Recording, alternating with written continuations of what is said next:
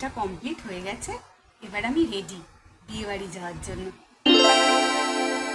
এত সুন্দর করে সেজেছি, একটা রিল বানাবো। Amazing! কিন্তু দেরি হয়ে যাবে, আগে ঘুরে আসি, ঘুরে এসে তারপর রিল বানাবো। না, ততক্ষণে তো মেকআপটাই খারাপ হয়ে যাবে।